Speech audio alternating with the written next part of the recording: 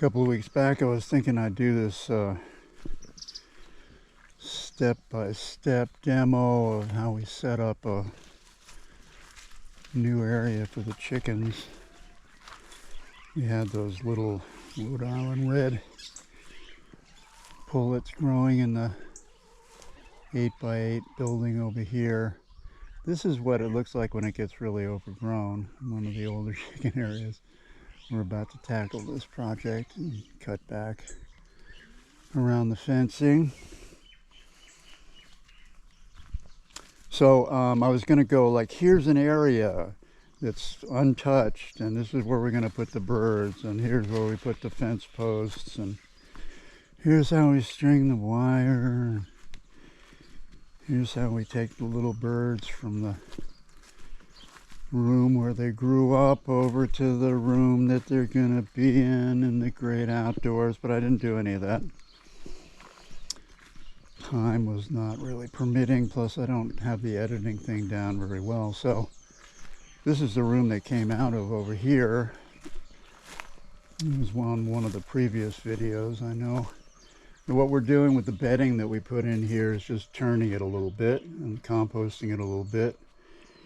And then it's going to go on some trees out in the orchard.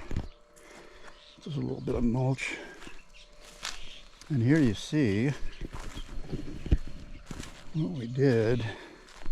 Just built a little door. These fence posts, they're just the green 8-footers, and we had some around. We had some that we scavenged from the area as well.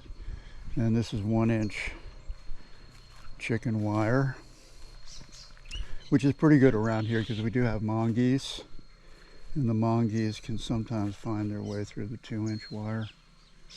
But this is a border fence here on the southern border of the property, so we could just tie right into that and then come around. And typically we use this deer netting, or bird netting they call it as well, but it's just a nice sturdy netting. Attach that right to the fencing and then just post up. We have a couple of bamboo clumps up top. We'll strip some of those branches and use them for these posts. And so that keeps the birds in because they do tend to fly out when they get flightier.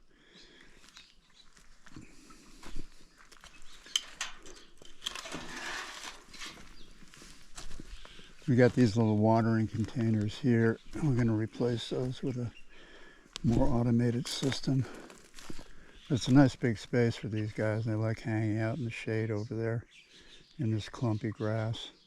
They've been in for about a week now, and I would say that this area that they're occupying will probably be down to dirt probably in about a month. We do have room to expand. I didn't know how much fencing I really had, but I've got some left there, and we can go all the way down to where the grass has been cut back, and so they'll have an even bigger area. And then it's just a preliminary roost that I set up for them so that they can keep up high where they like to be in the evening. The whole thing took maybe 3 hours of very Maui time working. We like to call it hardly labor here, not hard labor. So the watering device, these are the devices that I've been making right now. There's some feed in there, but all that one has to do is to come through the side of this, this way actually. This would go on the inside. No, that's not how it goes. This little stopper.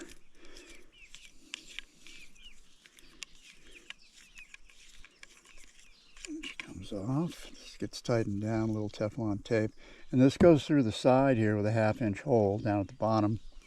And it gets held in place with this washer.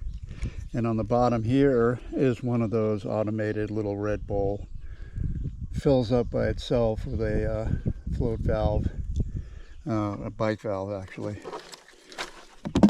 So once I get that part in from the great and mighty Amazon, we'll be in business. Just put that in there on a chair so they have nice access to it. And we got a hose over here that we can access, and then just turn the water on when it needs filled. 20 gallons lasts them quite a while. So that's nice. It went up really quickly. And we had this old deck wood from repairing the deck on the house here.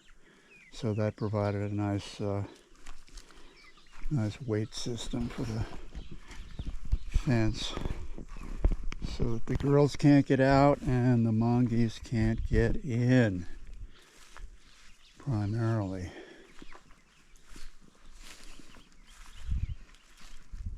The other thing that's new here on the farm over the last few weeks is that we got a freeze dryer. Yay! And there's the wonderful machine itself. And I just pulled a batch of soursop out, and they're really good, very tasty.